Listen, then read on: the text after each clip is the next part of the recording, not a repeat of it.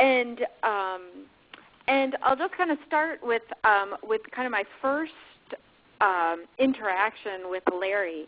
I had called him to ask him if he would be willing to do this, and I was online at the post office, and I was talking to him, and it was so engaging that I actually stepped out of line. And you have to understand my post office. Like, if you step out of line, that's it. So I stepped out of line so I could keep talking with him because he was just so interesting. So I was really excited when he actually agreed to do this talk. He's a certified financial planner, and he's founder of Physician Financial Services. The company deals with the financial needs and concerns of, in particular, medical professionals. And so he has a broad knowledge base on a lot of aspects of financial management and planning, specifically for physicians, including insurance. And Jay Adkisson is an author and a legal and financial speaker on a bunch of topics. He has a law degree and is a practicing attorney with experience in creditor-debtor litigation, asset protection, and wealth preservation. And he actually is a contributor as well to Forbes magazine. So I am excited to hear what they both have to say. That sounds great. Okay, Larry, you want to start? You want me to start? What do you want to do? I'll start us off, and then we can, kind of jump in there. Fair enough. For those of you that might have attended, during the annual meeting, Jay and I, do a talk called Asset Protection: Avoiding the Landmines, and where we used to go very much off our slides. We found that we had a lot of stuff to cover, and we found a lot of people had things on their mind that they wanted to have covered. So we deviated a little away from that and decided to go more in terms of concepts and strategies as opposed to sticking 100% to the slides. So if you have questions and you have the ability to instant message, feel free to go ahead and ask us questions along the way. That way, rather than us just talking at you, we are making sure that we're hitting points that you guys would like to have covered. When it comes to asset protection, there are a whole lot of people out there that pretend to specialize in that. Anything from financial planners to insurance agents to attorneys. And working with physicians, I have someone in the area of between 1,600 and 1,700 physician clients across the board, primarily in surgical specialties, emergency medicine, neurosurgery, anesthesia, where they very much are prone to lawsuits. And if you go on and you were to talk to certain people, they will scare the daylights out of you. They will have you doing all sorts of legal planning, purchasing of financial products, in the event that you were to be sued above and beyond your malpractice insurance limits. As I've learned from Jay multiple times, more physicians are going to lose more money due to divorce, due to bad real estate investments, due to bad business deals than they're ever going to lose to a medical malpractice lawsuit. So if we're looking at asset protection, rather than solely concentrating on asset protection, an asset protection plan really should be part of an overall financial plan. In fact, the best asset protection isn't asset protection at all. It takes your financial plan and your legal planning together, gives you other financial benefits, and as an added bonus, therein lies asset protection. So Jay always tells a story of Thomas Jefferson and how he engaged in asset protection for his daughter. And in there, he tells us what asset protection is and why Thomas Jefferson decided to engage in this practice to protect his daughter. So Jay, I'll let you take it away in terms of that. Okay, well, I'm not going to spend too much time on kind of this introductory stuff, and we'll just get through it. Asset protection is a relatively recent area for attorneys, and literally 10 years ago, there were probably 20 of us nationwide that were known as anything like asset protection planners. And what's happened is that as last year's fiscal cliff legislation came and there was an enormous exclusion created for estate tax planning, what's happened is basically everybody who's been an estate planner is now hanging out an asset protection shingle. But the area of debtor creditor law, trust law, entity law, partnership law, corporation law, the things that go into asset protection planning have been around pretty much forever. Thomas Jefferson is a good example. Thomas Jefferson had a daughter, a legitimate daughter in this case, and she was about to marry one of the Randolph boys from Virginia, and the Randolphs are commonly known as one of the first families of Virginia. This particular Randolph boy was known as one of the first deadbeats of Virginia. Had a lot of creditors out there, and under the laws that existed at that time, if a woman married a man and she got an inheritance, all the inheritance was available to his creditors, unless it was in a trust. And so Thomas Jefferson, who, yes, he was a great, he was a great drafter of our Constitution, but he was also a pretty good lawyer. What he did is he created a very simple trust for the benefit of his daughter, put the assets in it, and the trust provided that the trust assets would not be available to the creditors of the Randolph boy or any other creditors that the daughter might have. So that really is kind of asset protection, and what it tells you is that if you can kind of stick to the basic stuff is better. What you'll see in this sector, and I'll just use sector loosely, you see just a lot of junk. You see people doing offshore planning. You see people doing very exotic, what I'll call hinky things.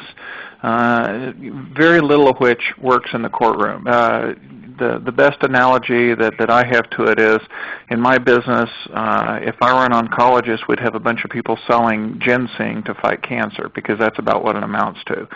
It sounds really good, but actually in what we call the crucible of the courtroom, it does very little. And so you have to be very careful as to what you do.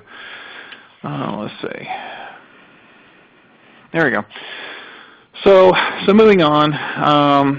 I'm going to kind of go through these basic slides. The first thing is when a client comes into my office, I'll tell them that they need to review their liability insurance coverage.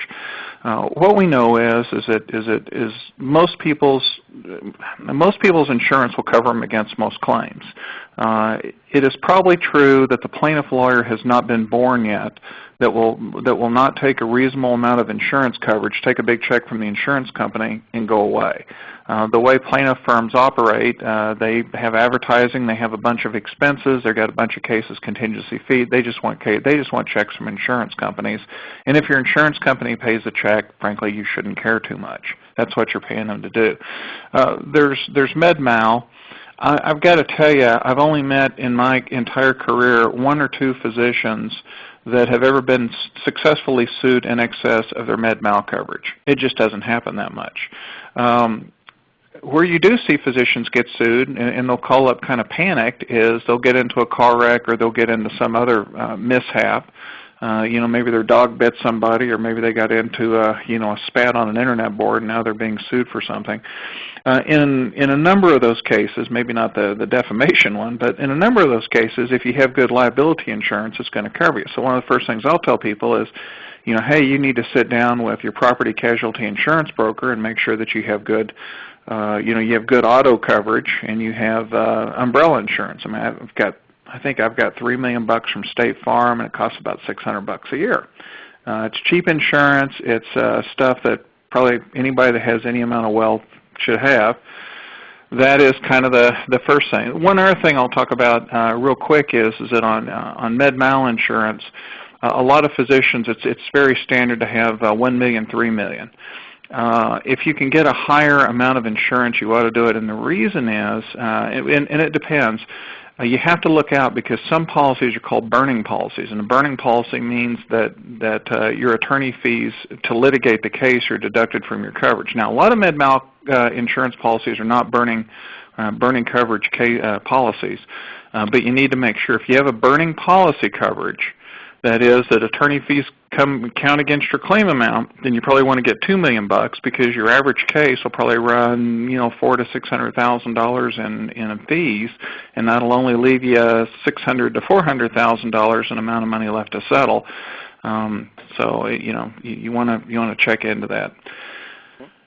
Next one is, and I'll kind of turn this one back to Larry, it's a disability insurance. My little brother's a surgeon, actually, and we chat. I mean, we're buddies, and about asset protection and things. And he says, well, what if I get into a car accident and I get sued? And I'll tell him, I say, look, you get into a car accident, I don't care about you being sued. I care about your hands. And I want to make sure that your hands are good. The lawsuit we can deal with. Your hands I can't fix. And so with that, let me turn it back to Larry. Perfect. So I'm going to cover two things. I'm going to talk about a little bit about the liability insurance. And typically when someone comes into my office and we're talking about overall planning, I know especially in the state of New York, they're going to have their auto insurance.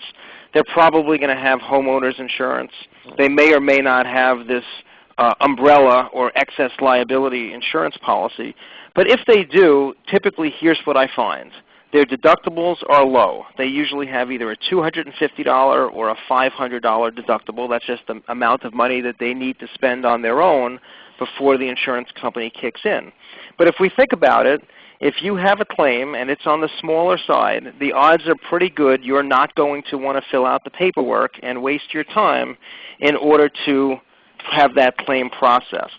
So the first thing I recommend is if you have auto insurance, you want to check how much the price or the premium will decrease if you increase your deductible from, say, $250 or $500 to $1,000. Typically, you want to have a minimal deductible of $1,000. On your homeowner's insurance, you want to have a deductible of $1,000, $2,000, $2,500, because the odds are if something happens at your house, it's going to be big and it's going to be costly. Once you increase the deductibles and your premium goes down, you can then apply that savings to buy your umbrella or excess liability insurance. And what that does is once your liability limits are exhausted, as long as you have the minimal amount that the insurance company requires on your base policy, now you've got this excess liability or umbrella policy that is going to kick in. One of the biggest mistakes that I see, and this is very common among property and casualty insurance agents because they're not looking at holistic planning, they're looking at their small area, is that the liability limits on their auto insurance and the client's homeowner's insurance do not match up. Typically, they're going to have something like $500,000 of liability on their home, or on their car rather, and $300,000 of liability on their home. So let's say something happens in the wrong place. It's icy outside, assuming you're not living in a warm weather client. You come home after a hard day in the hospital and you see the mailman laid out on your lawn with letters everywhere doing snow angels. Your gut reaction as a physician is to check for a pulse and make sure that the mailman is not dead. My first reaction is if I know I have $500,000 of liability on my car, and I know I have $300,000 or $200,000 less on my home, forget about checking for a pulse. I'm going to pick him up as fast as I can, cover up the marks of the body, and I'm going to throw him on the hood of my car because I've got more protection in that regard. So the liability limits should be the same. They should either both be $300,000 or both be $500,000, but there really should be no disparity between those liability limits. Typically, when you go to purchase your umbrella policy, you're going to want to do that from the same carrier that has your auto insurance. Where standalone umbrella policies do exist, they're pretty expensive because they know the maximum amount of liability that you have really is your car, which is moving, as opposed to your home, which is standing still. Disability insurance has always been a hot button for physicians. It's really the way that I came into the industry and one of my specialties. And you guys have probably all been told to go out and purchase an own occupation or an own specialty definition of total disability. And where that is still applicable today, there happened to be a dark period in my industry. And that dark period was literally from July of 2001 until May of 2006.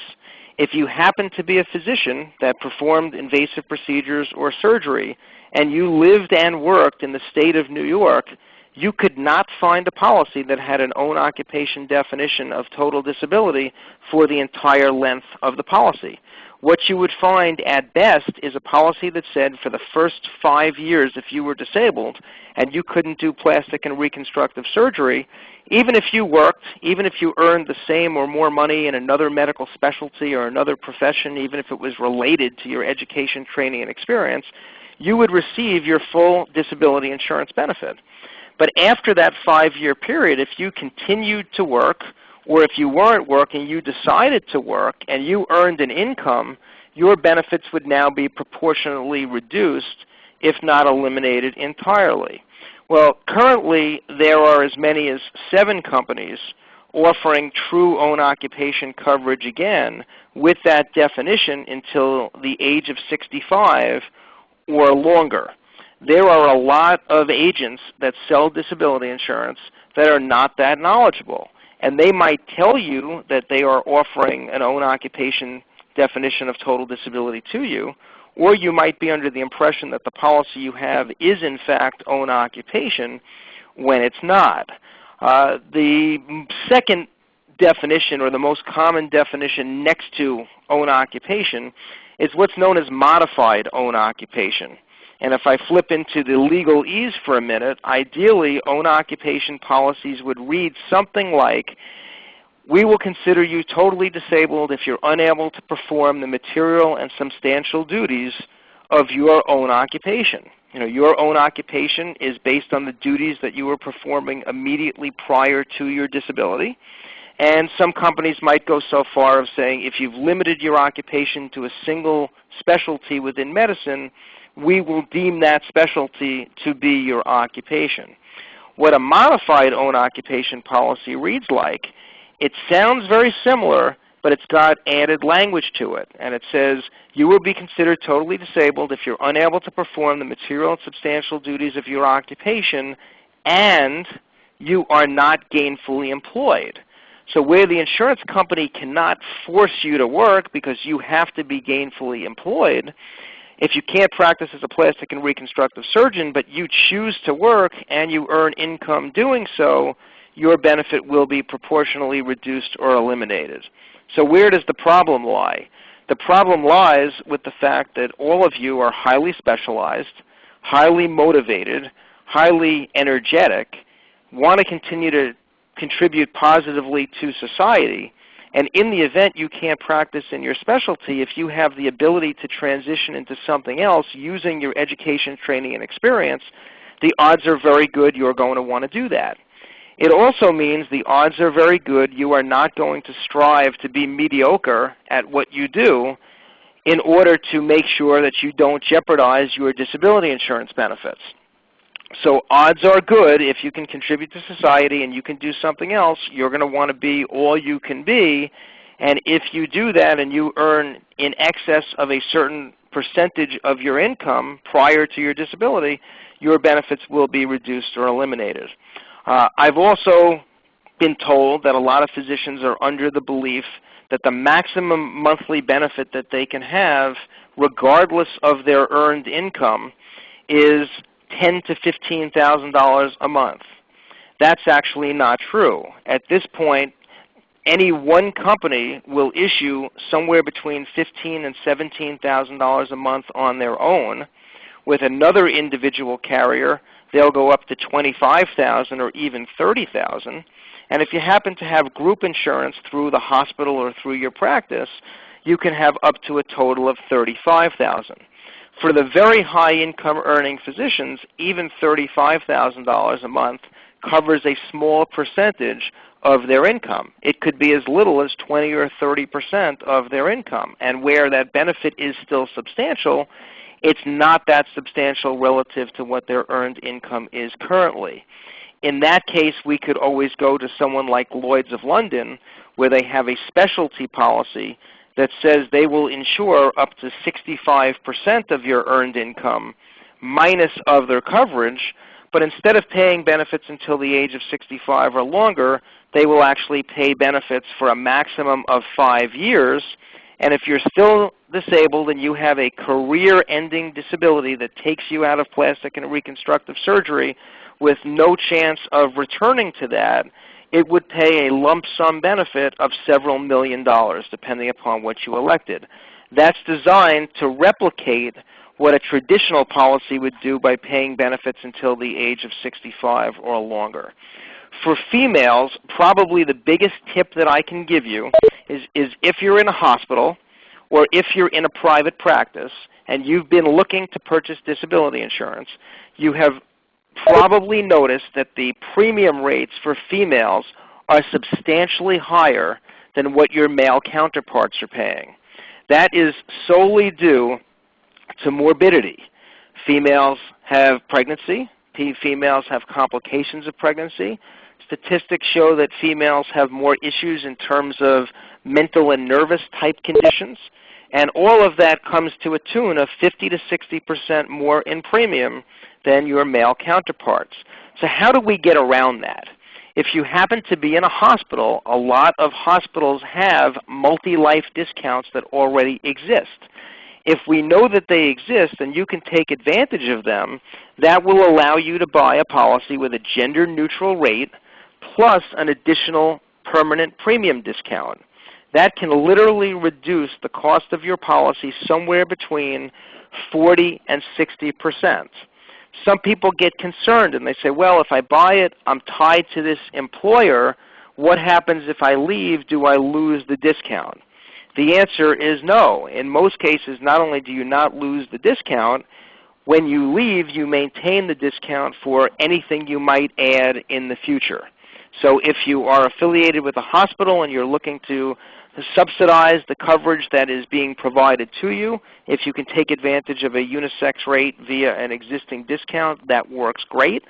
If you're in a private practice, most insurance companies are going to look for a total of 3 to 5 or more employees from the same practice in order to get that discount. Well, again, as a female, your premium is going to be fairly substantial.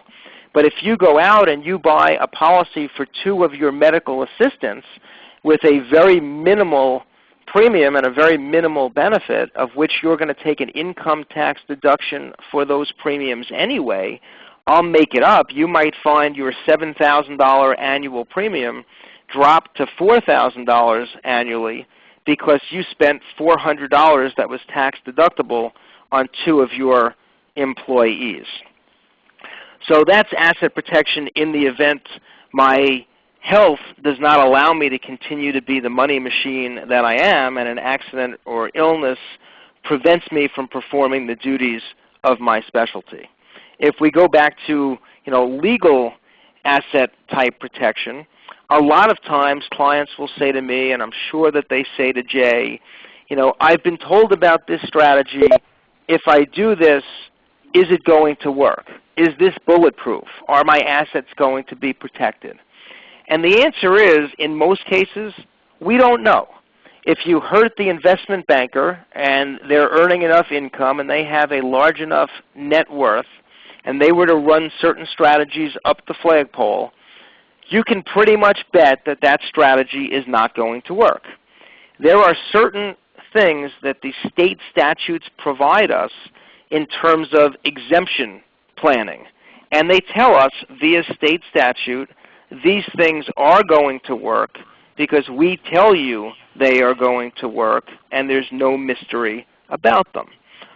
Some of the exemption planning topics that you might see are the homestead provision, life insurance, and annuities. I can tell you I know that that gets harped on tremendously. In fact, there are a lot of life insurance people that have law degrees, and they might hold themselves out to be attorneys when in fact they're really nothing more than life insurance salespeople. Then we have qualified plans or ERISA qualified plans, and those are things that we know will work. Certain states are better than others. So the homestead provision is great for certain states. Florida, Texas, those are probably 2 of the most well-known states. But Jay will talk to us a little bit more about bankruptcy and how the homestead provision works there, and why some people choose to take advantage of the homestead provision to protect their assets. Okay, well, thanks, Larry. Well, the homestead's pretty simple. In some states, the legislature has created an exemption to protect people in their residences. So they don't want to see people in their residences thrown out on the street and be living in a box someplace. Some states have put that on steroids, and they've gone, some would say, maybe a little too far. You have states like Florida and Texas that have unlimited exemptions. You could literally have you could have an $80 million house in Boca Raton, and it would be protected from creditors.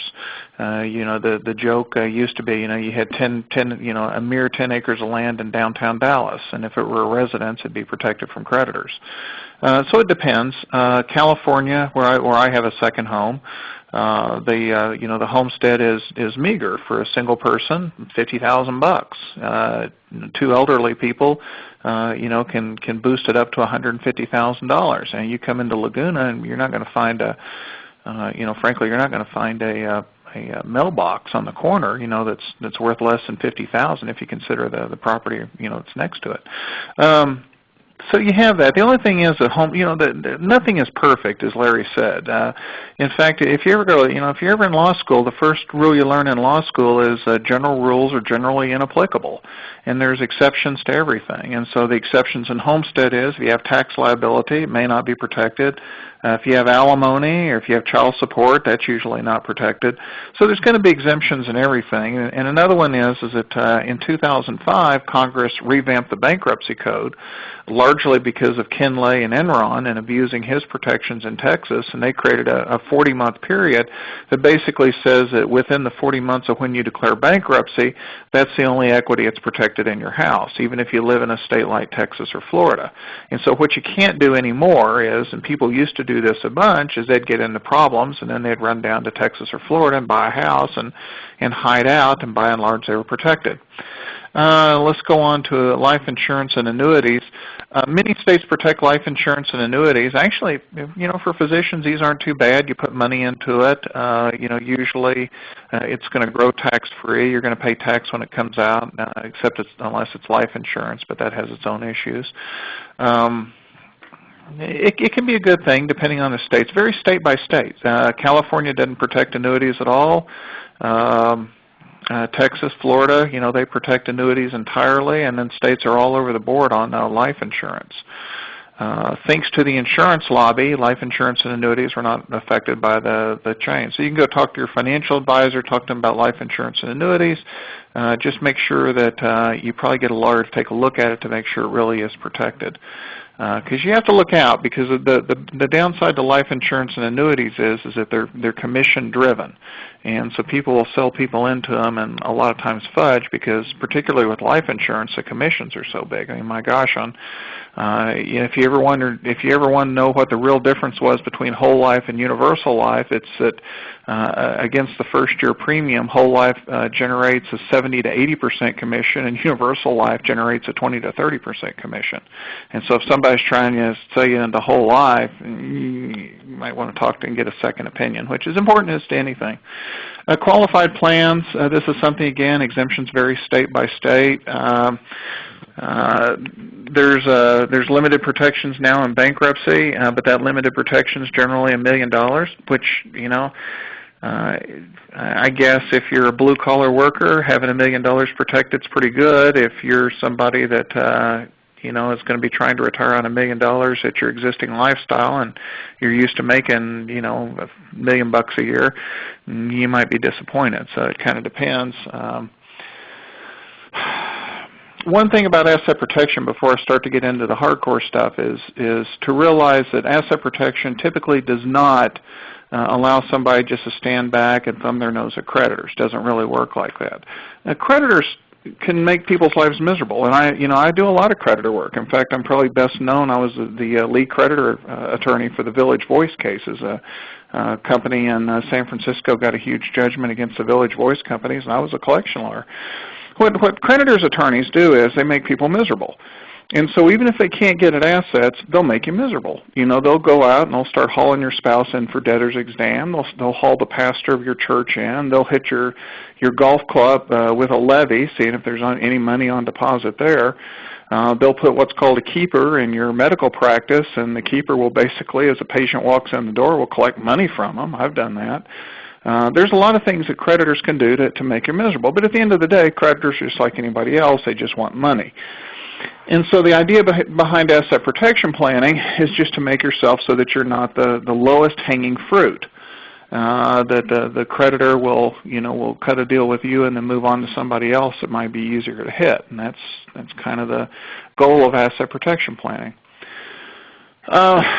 When we start looking at things that people can do for asset protection planning, basically my world is divided up into two areas. There's personal assets and there's business assets. And personal assets go into trusts and business assets go into business entities. And that's how the legislatures have set up the scheme. And if you violate the rule and you start putting, if you violate the rule and you don't put personal assets into trusts, you try to put them into business entities, or you try to put business entities into trusts, bad things tend to happen. Business entities are often set aside under what's known as alter ego piercing. Trusts can also be set aside on that basis, or they can have what's called sham trust theory. There's all sorts of things that can happen if you violate the rule. Unfortunately, what you see is you see a lot of asset protection planners violating this rule all the time. So they'll set up a thing called a family limited partnership. Well, a partnership is a business entity. It's meant to fulfill some sort of commercial function. And about the second you start calling it a family anything, the judge starts thinking that it's just somebody's piggy bank. And so you really have to look out for people that violate this rule. Again, personal assets go into trust, business assets go into business entities. If somebody starts advising you to do something that's different than this, that violates the rule, go get a second opinion. But of course you want to go get a second opinion anyhow. Yeah, I mean, Jay, it's funny, as I had a client the other day. He happened to be from Florida, and he went to a society meeting, and they had a group coming in that was, selling almost prepaid legal services. And if you spent, I think it was $5,000 for this prepaid service, they would set up your family limited partnership, they would set up your will, they would review all sorts of documents. So one of the guys that was there ended up sending me a copy of his family limited partnership, and it was exactly what you said. It was the Joe Blow family limited partnership, and there was a schedule behind the family limited partnership that talked about this guy's couch and TV and kitchen table and everything that he had in his home. So you're right. I mean, clearly there is a business entity that was holding nothing more than this guy's personal property. Yeah, and the courts cut through that pretty easily. I mean, it's not like the courts have never seen somebody try to put personal assets into a corporation or something as in the past. Again, the problem is that in the area of asset protection planning, the standard of practice is frankly shockingly low. If this were medicine, most people would be using leeches and blistering as their primary medicines. But you get that. So again, the best thing to do is go get a second opinion, let somebody else take a look, and if it can't be justified by whoever's taking a look at it, some good business planning attorney. Don't do it. Unfortunately, as we know, there's an army of people that they just market to physicians. So anyhow, so business entities. There's a lot of different business entities out there. Again, you want to keep personal assets out of them. You just want to have a business purpose. You have to look out because business entities don't protect against personal liability, and people don't really understand that. And so the best example is this. Let's say that you go out and you buy a rental house, and you're making a little bit of money on the rental house, and you're the person that goes out to the rental house and makes sure that the paint's good and the water heater's kept up nice. Well, you're out there and look at the water heater, and it looks like it's dripping a little bit, but hey, maybe it'll make it another 6 months. You walk out, next day water heater explodes, scalds a little girl. Even if you put the house into an LLC, the LLC will get sued, but you'll also get sued for your personal negligence because you were the person that didn't change out the water heater.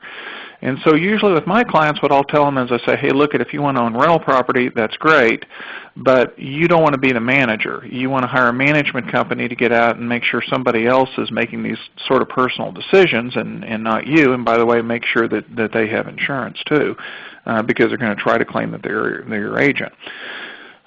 Which is hard to do, but it may give you some sleepless nights. So anyhow, there's lots of things that people can do in terms of business entities.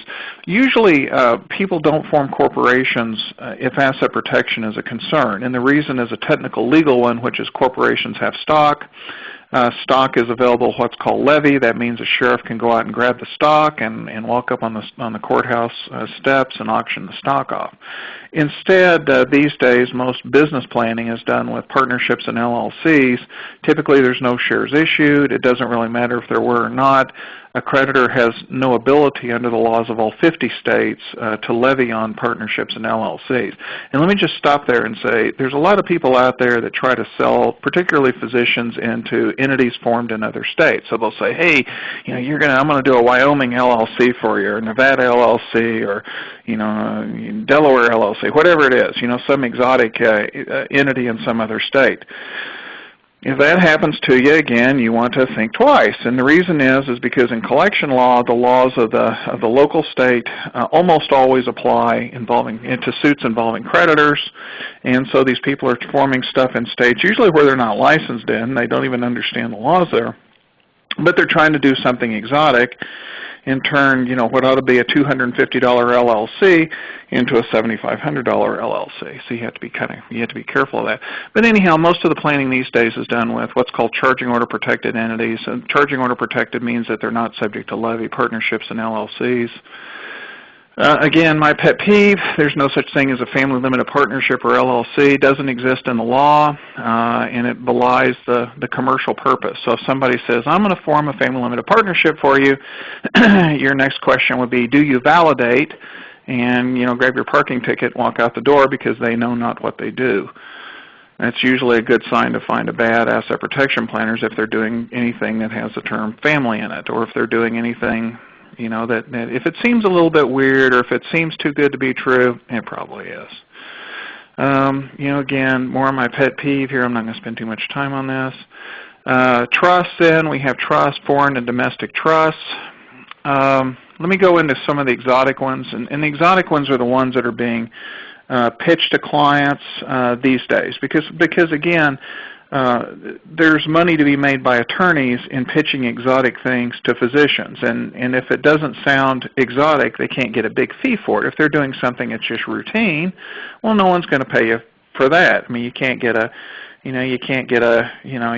big fee for splitting somebody's leg, but you might get a big fee for a triple bypass. Well, it's kind of the same thing in the law. The trouble is you may not need the triple bypass. You just may need the leg splinted. So one of the hot things going around these days, and there's something every year, there's kind of a strategy du jour that goes around, what's called domestic asset protection trusts. And so some states, Alaska, Delaware, Nevada, Utah, they have legislation that allows a client to create a trust for their own benefit. And then as something happens, the client stands back and says, well, I'm just a beneficiary of that trust. You can't get the assets. Well, if you're only sued, if you live in those states, so if you live in Alaska, Delaware, Nevada, South Dakota, Virginia, a couple of other states, it might work because those states have laws that offer that protection. So if you actually live in the state, it might work. If you don't live in the state, it has no chance of working because the law that will apply will be your local state's law, and again, only about 11 states have these laws. So in most states, it's not going to work. California, Texas, not going to work. New York, not going to work. Florida, not going to work. The other thing you have to look out for, going back to those 2005 Bankruptcy Act, is that Congress allowed trustees to basically invade these trusts within 10 years. And the planners will almost never tell you this, But if you get sued and you're forced into a bankruptcy, either the pressure's so bad you have to do it yourself, or you get into an involuntary bankruptcy where the creditor's throwing you into bankruptcy, then there's a 10-year statute of limitations for these trusts, and that means the trustee can go in and basically invade the trust, take out all the assets. I mean, who in the world wants to sit around for 10 years waiting to see if their asset protection is going to work? So these trusts basically don't work. We've had a couple of cases on them now, and in those couple of cases, these trusts did not work. But that doesn't keep a lot of asset protection planners, a lot of financial planners from hawking these trusts because they sound pretty exotic. In the past, foreign asset protection trusts, also known as offshore trusts, were used to protect assets. This was probably the predominant way people protected assets from when the Cook Islands amended its trust statute in '86 to roughly the Anderson case in '99 when the Andersons had a bad experience. The idea is you put your assets offshore, it's held by an offshore trustee, and the offshore trustee just thumbs his nose at creditors. And then if they come after you, you say, well, hey, look, it's all in that trust, I don't control the trustee, you can't do anything to me. And that sounded like a pretty good idea until judges started saying, hey, look, people don't put all their money offshore without maintaining some control over it. And so I believe you have control whether or not the documents say you do, so I'm just going to chunk you in jail and you can sit in jail till the money comes back. And that's happened in several cases. Usually people go sit in jail for a few nights and, well, frankly, one night. Usually after one night they go back begging the judge and they say, okay, look, you know, I'm going to bring back the money. That's usually what happens. There's been some cases where people have sat in jail for years. The current record is 6.5 years for a guy by the name of Stephen J. Lawrence, who was a commodities trader, lost his shirt in the '87 crash. So the courtroom experience of foreign asset protection trusts is pretty bad. Now, where they actually work, they actually work in two respects. One, they're a pain for creditors to get at, and so there's a pretty high deterrent value in terms of getting an early settlement. So even if they don't work, and even if you get some creditor that's good, it's a lot of work to get it. And they're telling their clients, hey, look, this is going to be the $400,000 or $500,000 experience to get at these trusts. The other one is that they only fail if the court's able to take the person that created them, the client, and stick them in jail. And so for a lot of physicians that come from outside the United States and can go back, and so you have probably your stereotypical Indian physician, the creditor is going to worry about them going back to India, and so they'll probably settle because once they leave the United States, they can't be held in contempt. So the bottom line is foreign asset protection trusts may work for some people in some circumstances. By and large, they're to be avoided, but they can work in some circumstances. Not the worst thing in the world, but again, get a second opinion. Be very wary of them.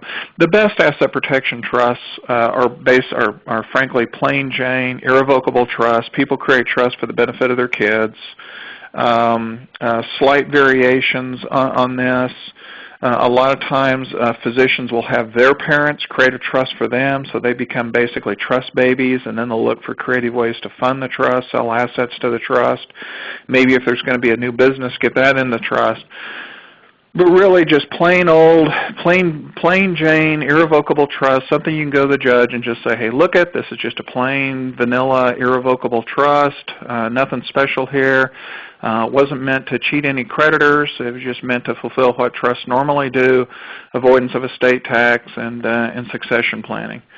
And that's usually we do a lot of that. We do a lot of asset protection planning that doesn't even look like asset protection planning. It's just plain vanilla estate planning. Transfers.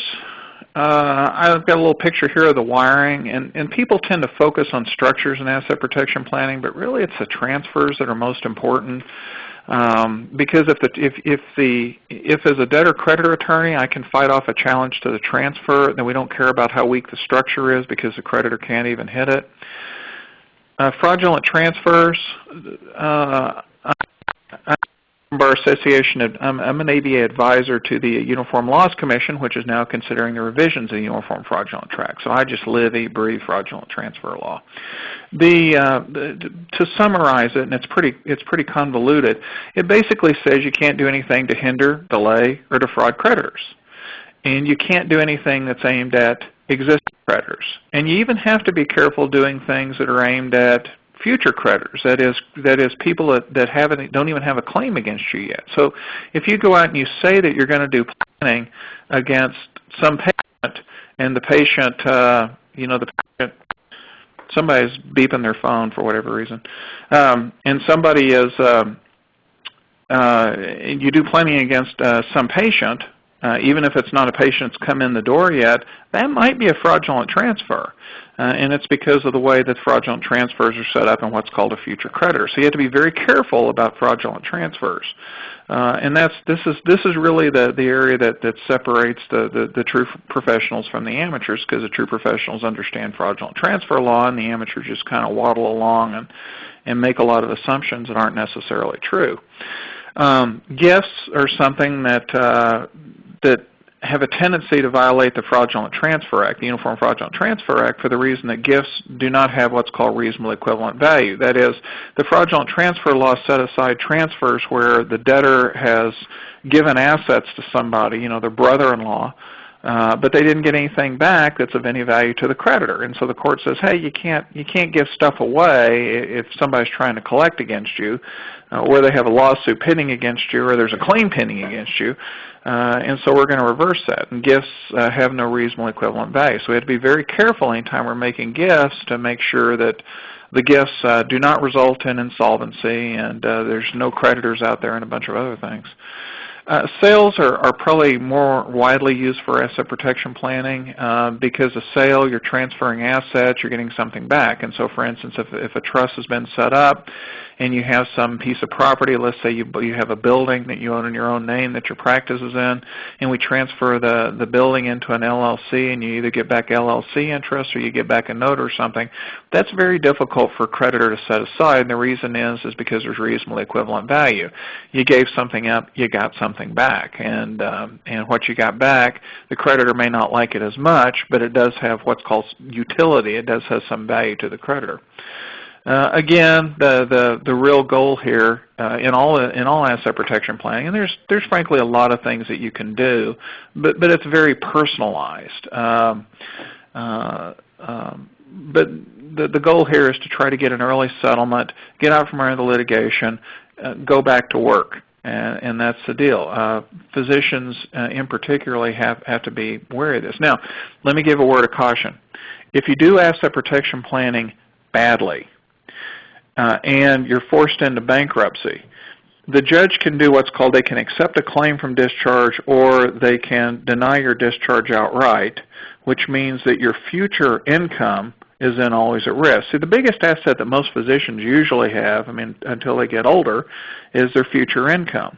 And so if you're a little bit dishonest in what you do, you risk putting that future income in a place where you can't discharge it from a creditor. A lot of things that you can discharge, your average malpractice claim you can discharge in bankruptcy. Now, if you're in operating drunk and it's gross negligence, maybe you can't discharge that, but most cases you can discharge.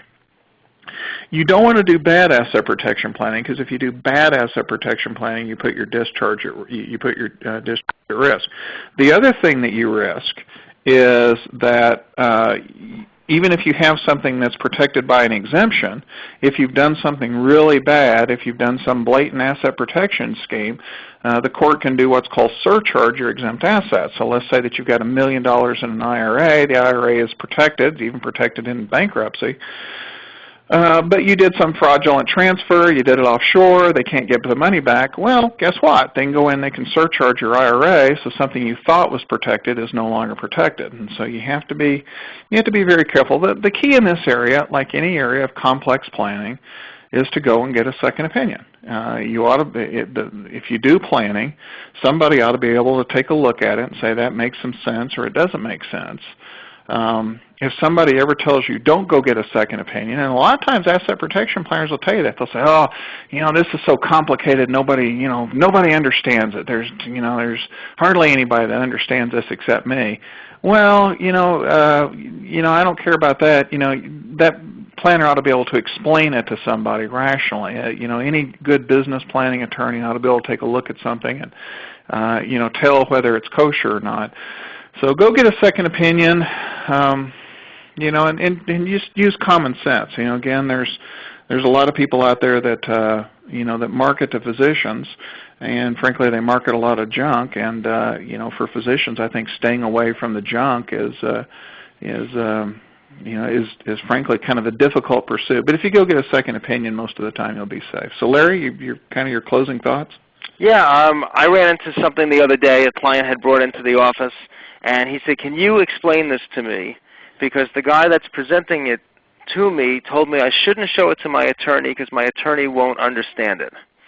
So, I mean, how often do you hear that? If here's an individual that understands the law, that went to law school for years, that's involved in, entity structure and business planning, how is it that a financial planner or an insurance agent can understand it, but the attorney cannot understand it?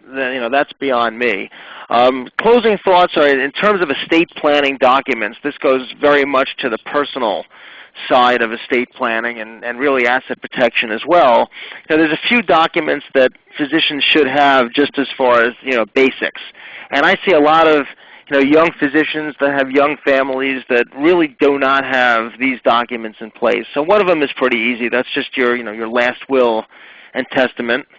Then we want to have our durable power of attorney. If something happens to us and we're supposed to close on our house and we're sick, we want to have an attorney in fact, maybe our spouse, maybe a parent or other relative that can go ahead and take your role if you're incapacitated.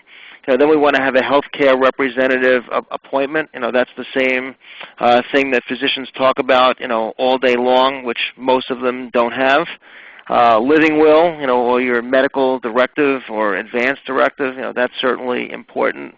And then one mistake that I see all the time when it comes to the purchase of life insurance, whether it's term insurance, universal life insurance, whole life insurance, a lot of physicians are under the belief that life insurance is not only income tax-free in terms of a payout, but it's also estate tax-free. And if it doesn't have any cash value and it's just a term policy, it's really not worth anything. The truth of the matter is, these days you can leave anything you want, to your spouse, and there is no estate taxes due on that. And a husband and a wife, each get this get out of estate tax-free card for $5,250,000 or $10.5 million together. But if you each have $5 million of life insurance, that pretty much is going to burn through the $10 million exemption pretty quickly. So if you own life insurance and you own a good amount of it and you've got other assets including your home and brokerage accounts and your practice, you really want to make sure that you do not own your life insurance policy personally. You want to have an estate planning attorney put together what's known as an irrevocable life insurance trust, also known as an ILIT for short. And what that does is it takes the life insurance out of your estate. It takes the life insurance out of your spouse's estate. It's essentially a legal entity, very much like your practice, that was set up solely to own the life insurance, and now it's not part of either one of your estates, and that will pass not only income tax-free, but also estate tax-free. Life insurance rates had gone down a really large amount about 10 or 11 years ago. So if you've bought policies, prior to that date, we went from the 1980 mortality table to the 2001 mortality table. Thankfully, people are living a lot longer. As a result of that, the premiums for insurance today are a lot lower than what they had been in the past. In fact, when the mortality table changed, during that year, I replaced most of my older clients' policies, and I gave them one of three choices. If they were still healthy, buy a new policy for half of what you're paying, pay what you're paying now but get more coverage, or pay what you're paying now and get your term insurance death benefit extended. Instead of a 20-year term, now maybe you can have a 30-year term. So that's also part of estate planning. Again, a lot of this comes down to, deal with specialists, get second opinions. Physicians, one of the biggest mistakes that I see, for better or for worse, it is a herd mentality. And a physician friend or colleague will refer you to someone because they want to validate that what they did was right. And if you're going on the fact that what they did was right and what they did was not right, you're going off the cliff right there with them. Very recent example is I was talking to a physician, it happened to be for his disability insurance policy. He was a chief resident at the time he bought his policy. Everybody followed what this guy did, and most of these people were not from the United States. They had green cards, but they were not from the United States, and if they were to become disabled, most of them said that they would go back to their country. The money would go a lot further, and their support system was there.